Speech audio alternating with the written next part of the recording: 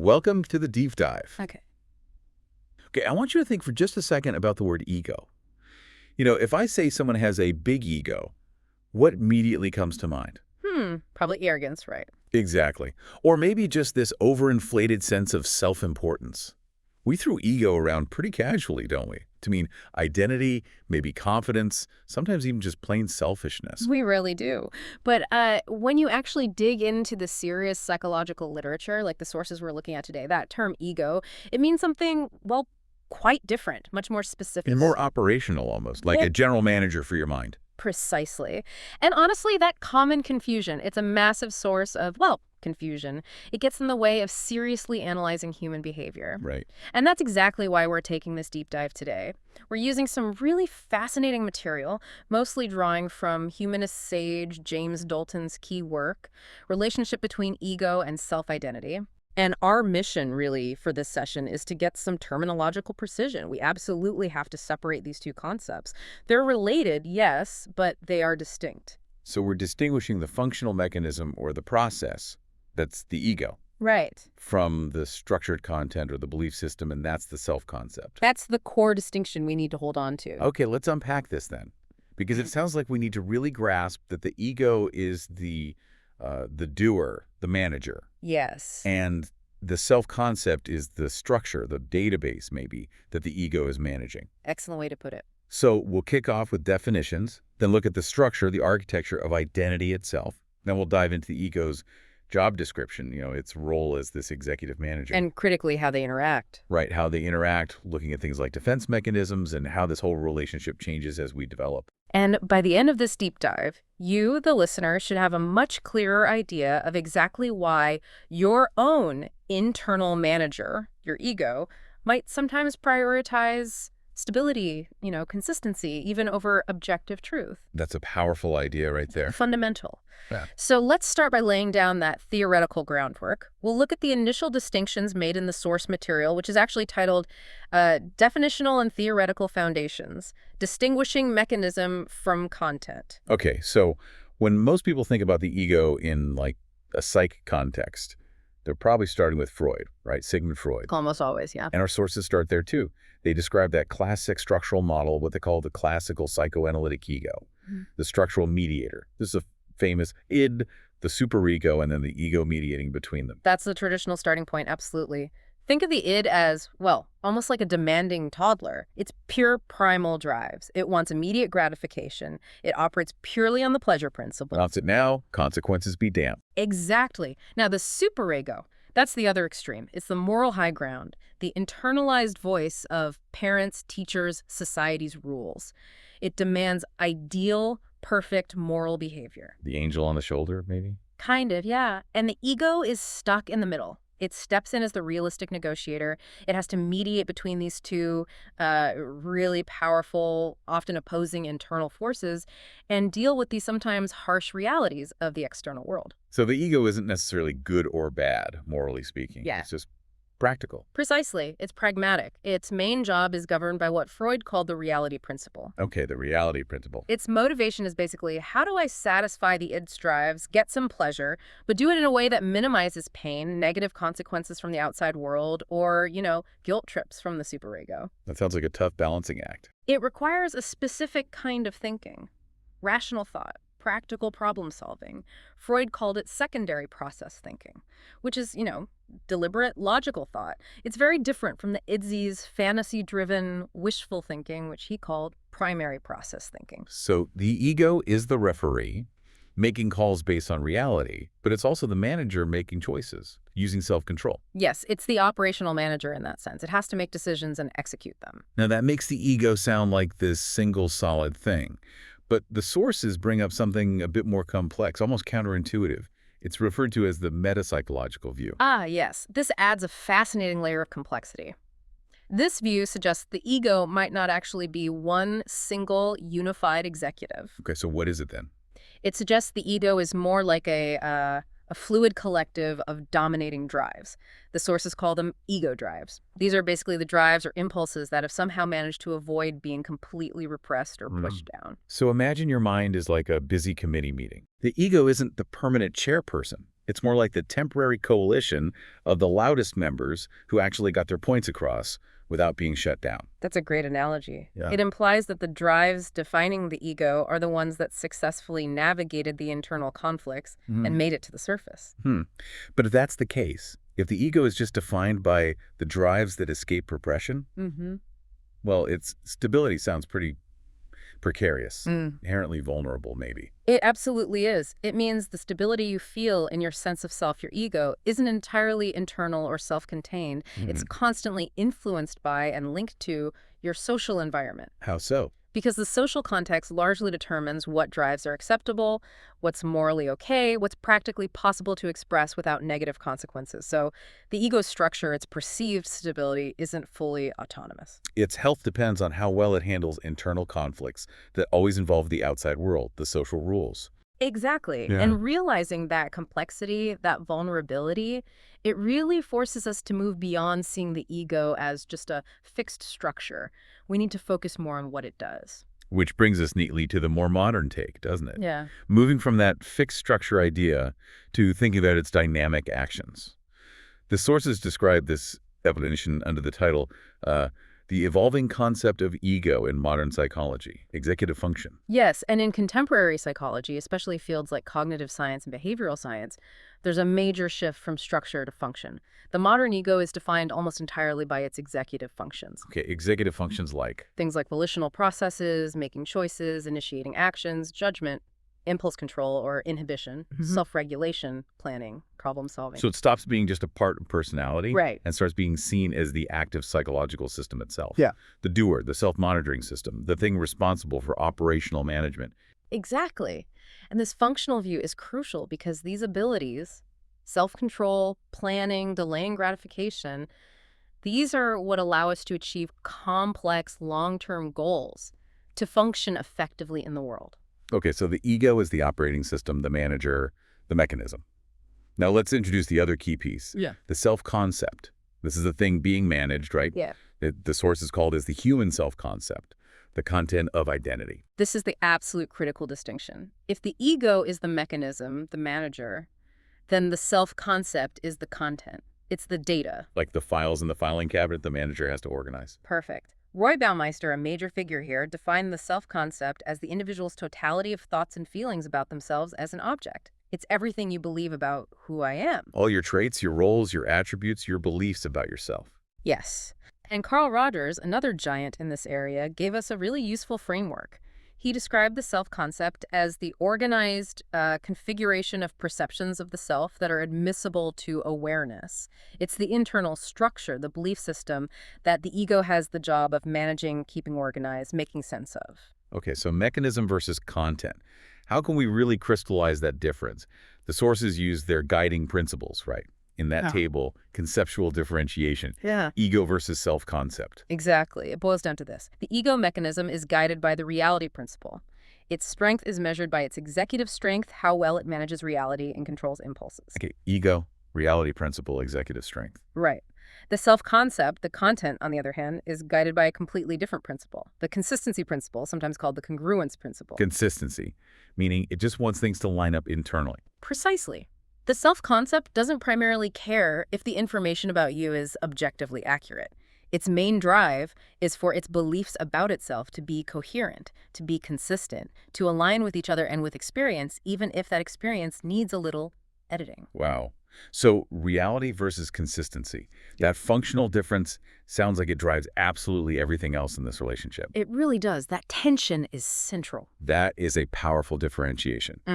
Okay, so the ego is trying to manage for reality, but the content it's managing, the self-concept, is mostly concerned with just keeping its internal story straight with coherence. You got it. So now let's dig into the internal architecture of that content, what's in the filing cabinet. The source material details this in the section titled The Multidimensional Structure of the Self-Concept. And it's not just one big feeling, is it? It has distinct parts. No, it's definitely multidimensional. The sources break it down into what they call core components: image, esteem, and ideal. Okay, let's take those one by one. self-image first. Self-image is basically the descriptive part. It's the data points, what you think you look like physically, the personality traits you believe you have, the social roles you identify with, parent, friend, employee, whatever. It's the descriptive view of who I am, Just the facts as you see them. as you consciously acknowledge them, yes. Okay. The second component then is self-esteem or self-worth. This feels like where the emotional charge comes in, right? Absolutely. This is the evaluative component. It's not just the data. It's the rating you give the data. How much do you value yourself? Do you feel capable, worthy, good enough? It's the positive or negative feeling you attach to your self-image.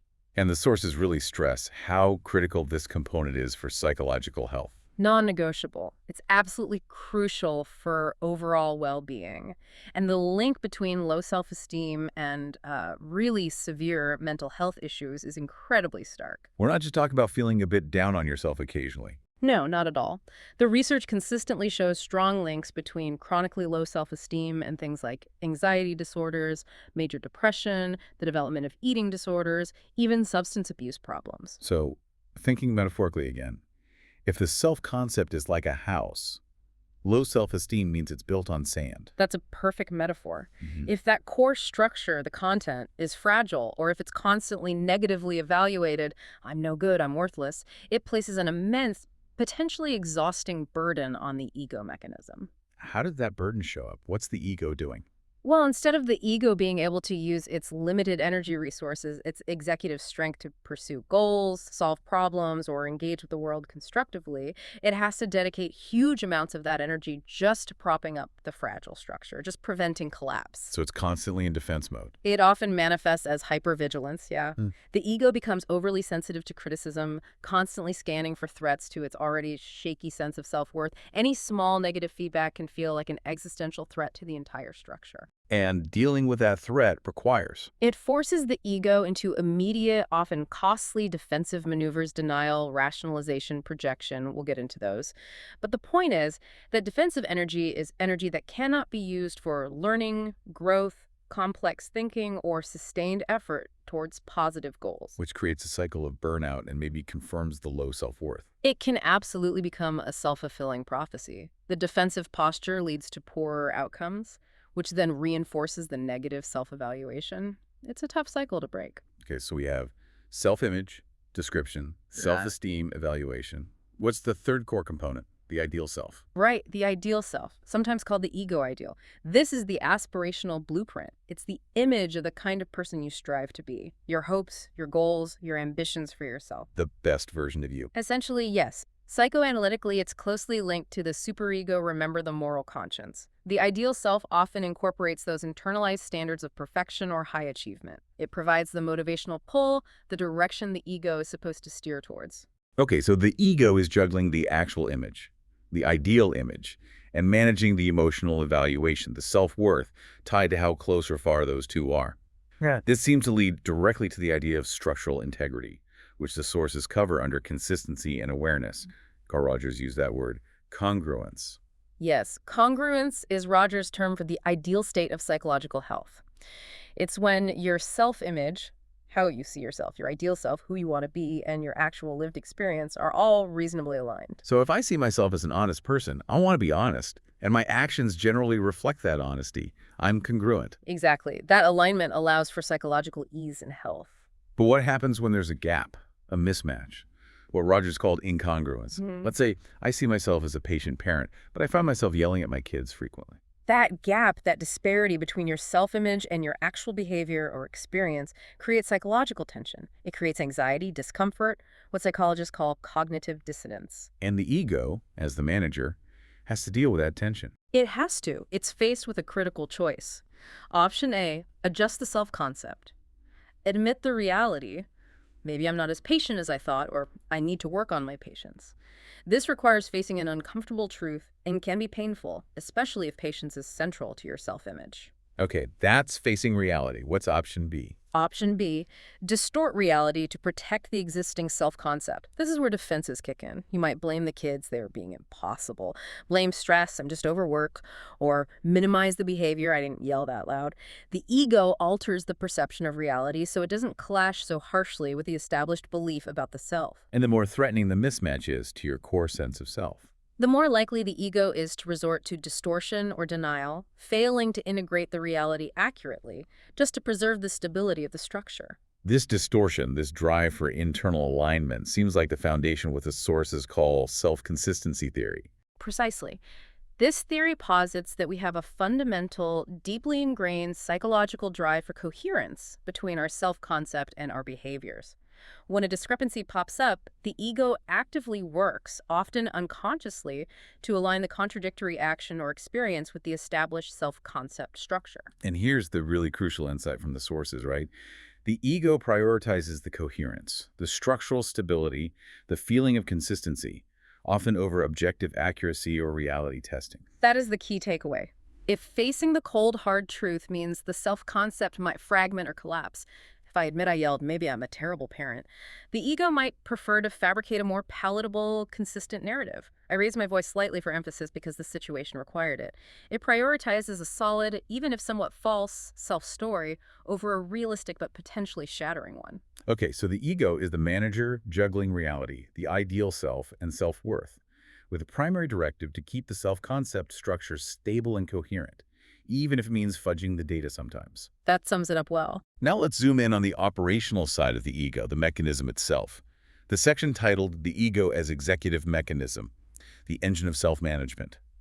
This is where we get into things like willpower and its limits, right? Exactly. We're now focusing specifically on ego function as volitional and executive resource. Remember, we define the modern ego by its executive functions. It's the source, the resource for all volitional acts. Meaning any action that requires conscious, deliberate effort. Yes. Self-regulation, making judgments, inhibiting impulses, persisting on difficult tasks, making choices, all of these draw on the ego's executive capacity. And the sources emphasize the strength of this capacity. Strong self-control has huge, real-world consequences. Overwhelmingly so.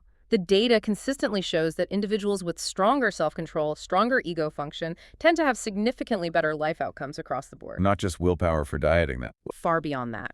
Better academic performance, better emotional regulation skills, more stable finances, healthier habits, more positive and longer-lasting relationships. Strong self-control is a major predictor of success and well-being. This is where Roy Baumeister's work becomes so relevant. His strength model of self-control gives us a really tangible way to think about this. It does. His model proposes that willpower or self-control capacity isn't some abstract virtue. It's more like a limited, drainable mental resource. Like a muscle that gets tired, or a battery that runs down. Those are good analogies. Think of the ego's executive function capacity as a kind of mental fuel tank. Every time you perform an act that requires effortful self-control, resisting a temptation, forcing yourself to focus on a boring task, managing emotional distress, making a series of complex decisions, you use up some of that fuel. And if you do too much of that taxing mental work, You eventually reach a state Baumeister termed ego depletion. ego depletion. This sounds familiar. Like that feeling after a really long, stressful day at work where you just feel mentally wiped out. Exactly that mental fatigue. You've depleted your executive resources. And what happens then? Suddenly, you find you lack the capacity to do the things you want to do or intend to do. You procrastinate on that important task. You give in and eat the junk food you were trying to avoid. Maybe you snap at your partner over something trivial. The control mechanism fails because the resource is depleted. And notice the direct link here. The failure of the mechanism, ego depletion, leads directly to a failure to uphold the structure, the self-concept. If your self-concept includes, I am a disciplined person, but your depleted ego fails to regulate your behavior, that structure is immediately contradicted, creates that dissonance again. Precisely. However, the sources add an important refinement to this model. Ego depletion isn't just about passively running out of gas. The ego, being a sophisticated manager, can also strategically choose to conserve its resources when it senses the fuel gauge is low. So it's not just that it can't exert control, sometimes it actively chooses not to save energy, like a phone going into low power mode. That's a great way to think about it. When the ego detects depletion, it might recognize that engaging in strenuous self-control or complex reality testing is too costly right now. So it defaults to more energy-efficient options, Which are often. often more primitive, habitual, or defensive reactions. It takes the path of least resistance just to maintain core stability. Instead of doing the hard work required for high-level functioning, like pursuing the ideal self, resolving complex moral dilemmas, or engaging in difficult interpersonal negotiations, it might just shut down, withdraw, or lash out defensively. Sacrificing growth or optimal behavior for immediate low-effort stability. Exactly. It prioritizes conserving the remaining fuel over spending it on potentially draining high-level tasks. That really explains why, when we're exhausted or stressed, we tend to revert to our worst habits or default reactions. It's literally an ego conservation strategy. It seems to be yes. This ties into the dual role the ego plays, which the sources discuss under the heading, the ego's management of inner and outer reality. Managing the outside world and the inside world. Right. Managing outer reality is largely driven by the reality principle, navigating social situations effectively, finding ways to meet needs and desires without causing major problems. That's the pragmatic side. But then there's the inner reality. And managing that inner landscape can be just as demanding, if not more so. Psychoanalytic theory describes this inner world as being, quote, peopled by the ego and its internal objects. Meaning things like the superego's demands, internalized images of parents or authority figures, conflicting desires, emotional states. All of that. It's a complex internal ecosystem. And high self-control, strong ego function isn't just about resisting external temptations like cake or procrastination.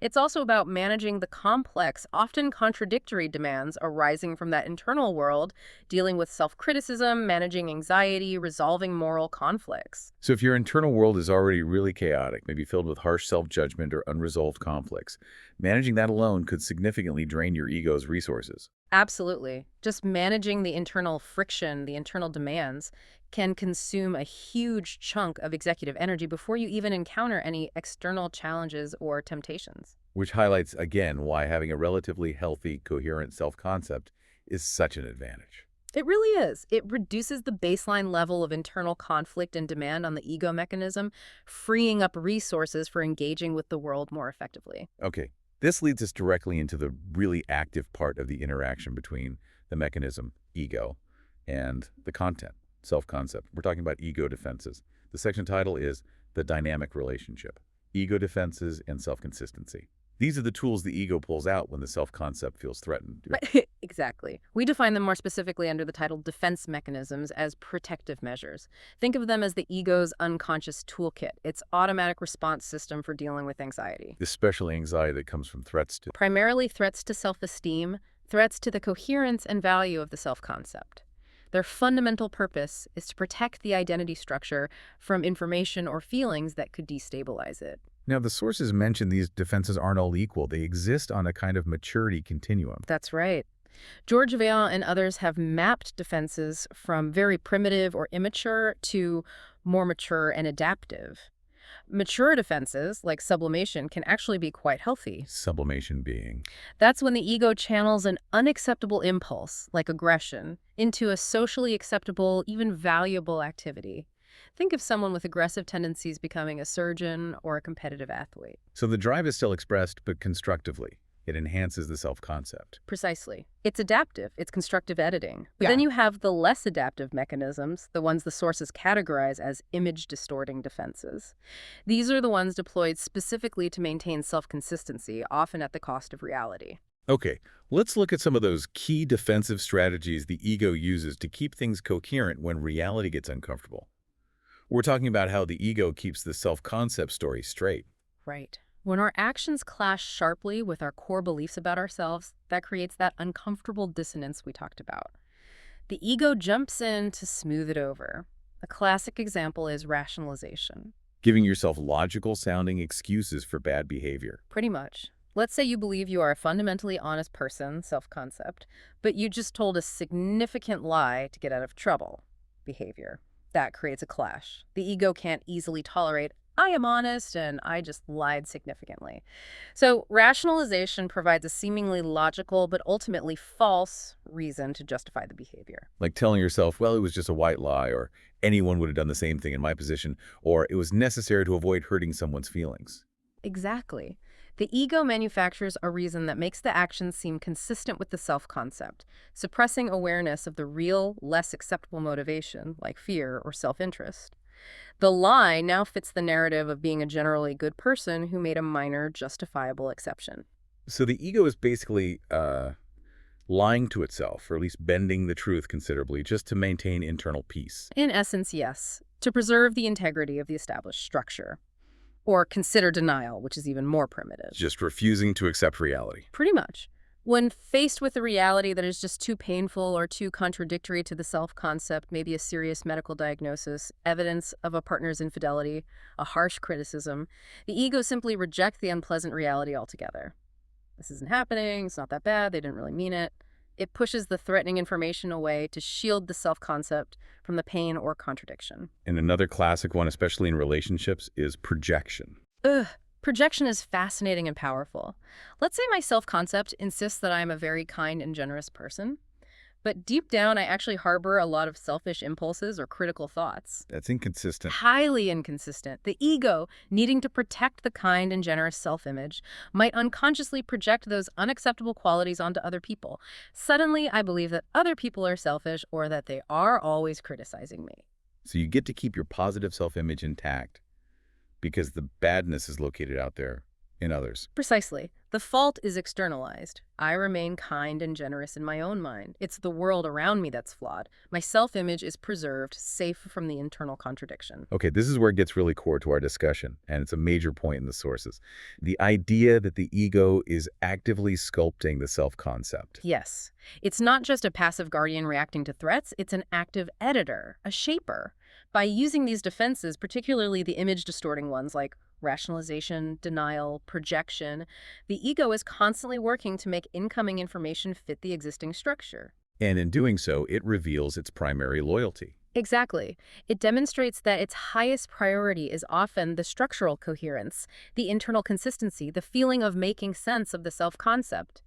Even if that comes at the expense of objective accuracy, of truly facing reality. It will cling to false beliefs, warp perceptions, rewrite narratives. If facing the unvarnished truth would create an intolerable contradiction or fragmentation within that core identity structure. The ego's prime directive, in many ways, is to ensure you wake up each morning with a reasonably stable, functioning, non-fragmented sense of self. Even if that sense of self requires a whole fortress of defenses and carefully edited memories to maintain. That's often the case. The defense mechanisms are the tools it uses for that continuous sculpting process. This has potentially dark side too, doesn't it? If your core self-concept is negative, say, you fundamentally believe I am unworthy or I always fail, does the ego defend that too? That's the truly heartbreaking paradox. Yes, it often does. The drive for consistency means the ego might work just as hard to defend a negative self-concept as a positive one.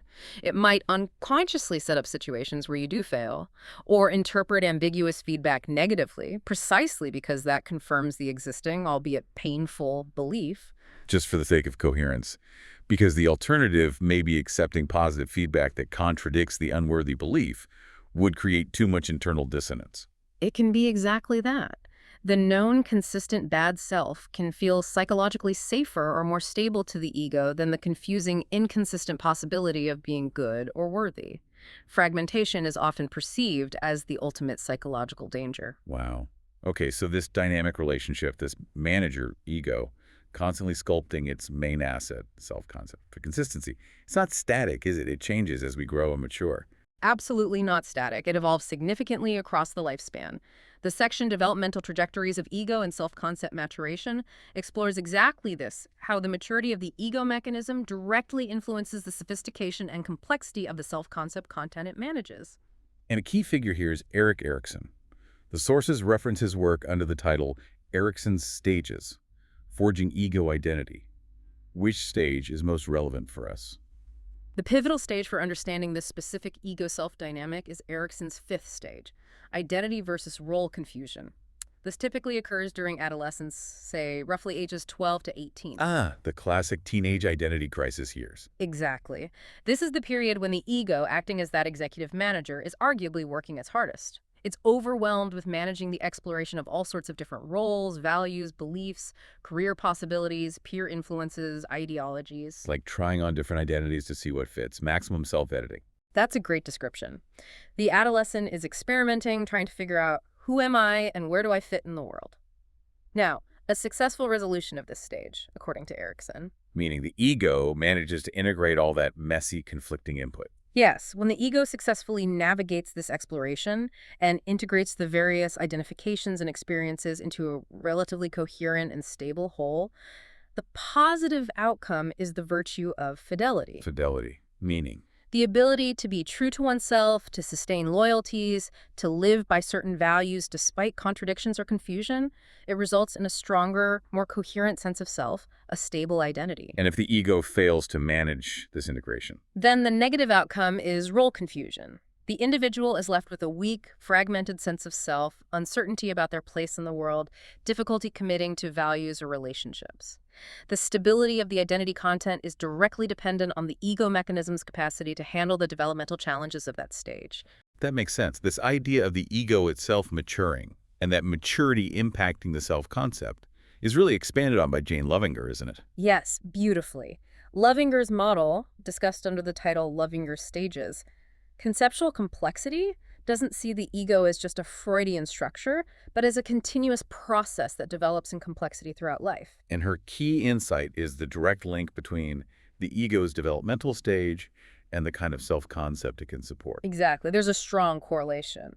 The maturity level of the ego process dictates the potential sophistication and complexity of the self-concept structure. So at the earlier, less mature stages of ego development, Like Levender's impulsive or self-protective stages, the self-concept is typically very rigid, very concrete. The world is seen in simple black and white terms: good, bad, reward, punishment. there's very little tolerance for nuance or ambiguity in how the self is perceived. And then there's the conformist stage. What happens there? Why is that one significant for this ego-self relationship? The conformist stage is critical because here, the self-image becomes almost entirely defined by external group norms, social approval, and stereotypes. Who am I is answered by, I am like my group. The ego's main job at this stage is prioritizing fitting in, seeking approval, and adhering rigidly to the rules and appearance standards of the chosen group. The right clothes, the right opinions, belonging. So the self-concept is very externally defined and quite vulnerable. Extremely vulnerable because its stability depends entirely on maintaining that external validation and group membership. The ego has to work constantly to monitor social cues and maintain those external standards, often suppressing individuality. But the goal, the trajectory of development, is towards higher, more complex stages. Levinger's autonomous stage, often labeled E8 in her model, represents a much more mature ego. Yes, the autonomous ego is characterized by a significantly higher tolerance for ambiguity and paradox. It has the capacity to cope with deep inner conflicts without immediately resorting to those rigid black and white defenses. So it doesn't need to see things as simply good or bad anymore. Right. This more mature ego can integrate complex realities. It can understand, for instance, I can be both a loving parent and sometimes lose my temper. Or I can hold strong values and recognize that ethical situations are often gray. It acknowledges internal contradictions and complexities without feeling existentially threatened. And this mature mechanism allows for a different kind of content. Exactly. This ego maturity permits the development of a more sophisticated, flexible, and nuanced self-concept, one that can integrate paradoxes, acknowledge flaws alongside strengths, and grapple with moral ambiguities. A mature ego can manage complex, even contradictory identity content, whereas an immature ego demands simplicity and rigid consistency, often through distortion. So that shift from rigid adherence to rules and appearances towards complexity, ambiguity, tolerance, and integrating contradictions, that's the real hallmark of ego development impacting the self-concept. Yeah. The more flexible the manager, the more sophisticated the structure can handle without breaking. Well put. It's a journey towards greater internal differentiation and integration. Understanding this interplay, the managing mechanism of the ego and the identity content of the self-concept, is obviously crucial, not just theoretically, but for understanding psychological health, problems, and maybe even higher states of being. We're moving into the final section: clinical implications and the pursuit of transcendence. Right. Let's start with what happens when things go wrong under the heading pathologies of the ego self-interface. We touched on this earlier. If the ego mechanism itself fails, if ego depletion is chronic. We see the consequences in poor self-regulation. This can manifest as addiction issues, inability to control impulses, difficulty sustaining healthy habits, procrastination, emotional volatility, basically, a breakdown in the ability to manage oneself effectively towards goals. General mental health suffers broadly when the executive function is impaired. And conversely, if the problem lies more with the content, the self-concept structure itself being fragile, like chronic low self-esteem or deep internal contradictions. That fragility in the content contributes directly to things like clinical depression, pervasive anxiety, chronic self-doubt, and potentially personality disorders where maintaining a specific, often unrealistic self-image becomes the overriding pathological goal. Let's use that framework to look at a specific, maybe high-profile example the sources mentioned. Narcissistic personality disorder. How does this illustrate a breakdown at that ego self-interface? Narcissism provides a stark example of the ego going to extreme lengths to prioritize self-concept consistency specifically and idealized consistency over any semblance of reality. So the self-concept they're defending is one of perfection, grandiosity. Exactly. The operative self-image is essentially fused with an extremely inflated ideal self. I am perfect, special, superior, but this grandiose structure is often internally incredibly fragile and brittle. It's built on that shaky foundation we talked about. So the ego has to work overtime to protect it. Massively over time.